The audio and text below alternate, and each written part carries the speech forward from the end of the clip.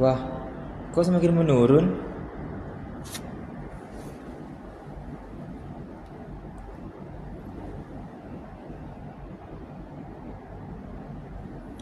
Halo Bu Susi, bisa menemui saya di kantor sekarang? Baik, saya tunggu.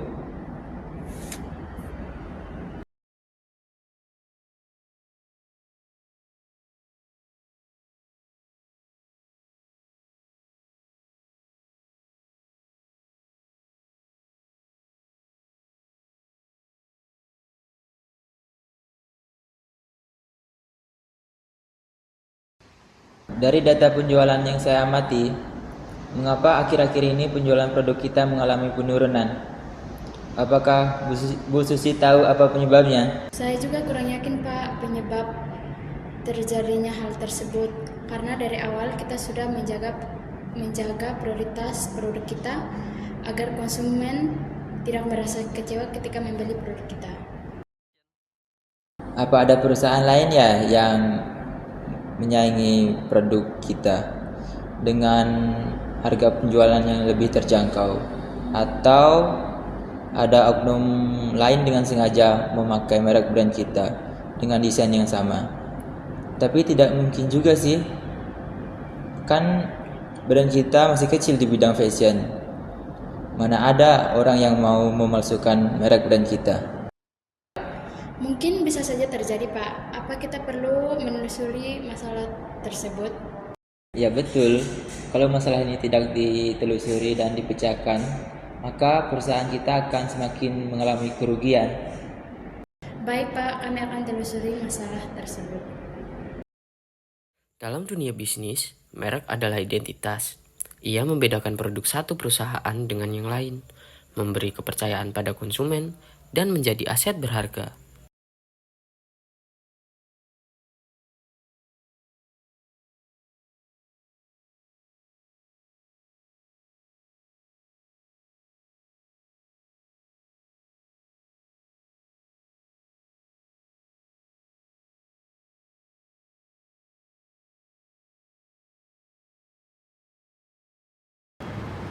Halo Pak, sepertinya dugaan Pak Roni mengenai oknum yang menggunakan produk kita itu benar Pak. Tapi sebelum kita membawa ke jalur hukum, baiknya saya harus mengumpulkan buktinya dulu Pak, seperti produk yang mereka jual. Namun, pelanggaran merek sering terjadi. Banyak perusahaan dirugikan karena produk mereka ditiru oleh pihak lain.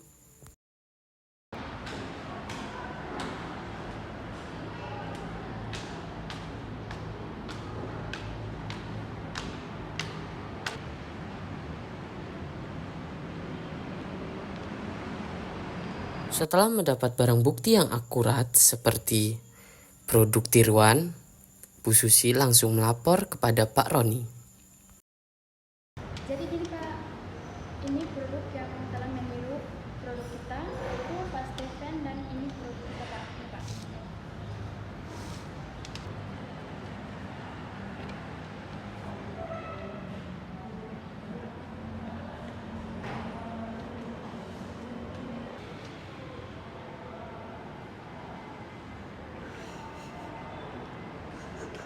Wah, benar-benar mirip loh. Kita tidak bisa diam saja, kita harus konsultasi ke bagian hukum. Menurut pasal 83 dan 100 Undang-Undang Nomor 20 Tahun 2016, pemilik merek terdaftar berhak menuntut ganti rugi dan penghentian keseluruhan perbuatan penggunaan merek tanpa hak. Sanksinya berupa penarikan produk, pembayaran ganti rugi, bahkan pidana penjara.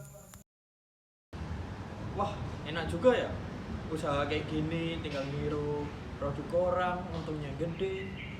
Nggak mikir ini itu. Cuan habis nih. Pak Roni pun memerintahkan Ricky untuk memberikan surat kuasa hukum somasi kepada sang pelaku, yaitu Bapak Stephen.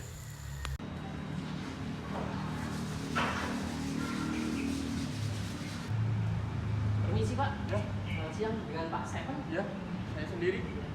Saya diutus dari PT ABC Pak. Ada apa? Ada surat kuasa hukum Pak Tentang apa ya ini?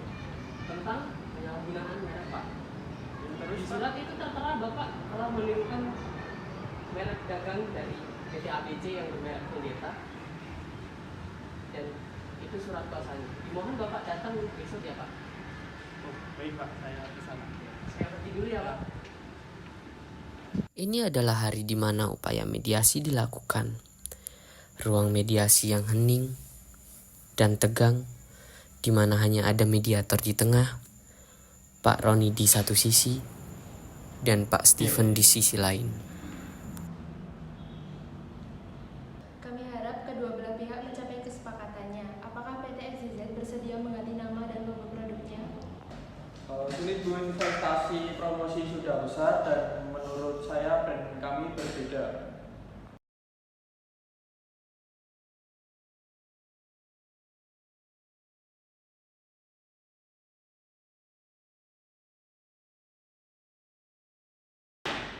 Tapi kerugian kami juga besar.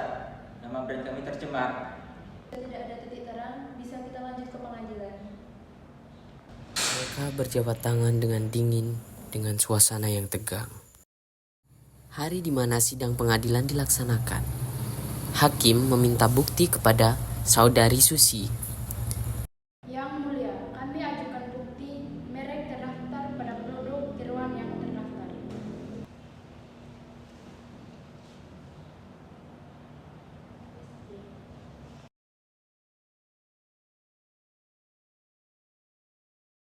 Setelah meneliti bukti dan mendengar keterangan, pengadilan memutus PT XYZ terbukti melanggar hak merek, diperintahkan untuk menghentikan produksi, menarik produk dari pasaran dan membayar ganti rugi.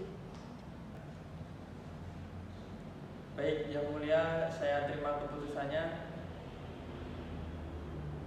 Lemas karena mendengar keputusan pengadilan, Pak Stephen pun hanya bisa mematuhi keputusan pengadilan yang sudah dikeluarkan. Jadi, kesimpulan yang dapat kita ambil dari film pendek ini, kasus pelanggaran merek dapat menimpa siapa saja. Daftarkan merek Anda, hormati hak kekayaan intelektual orang lain, lindungi bisnis Anda dari kerugian.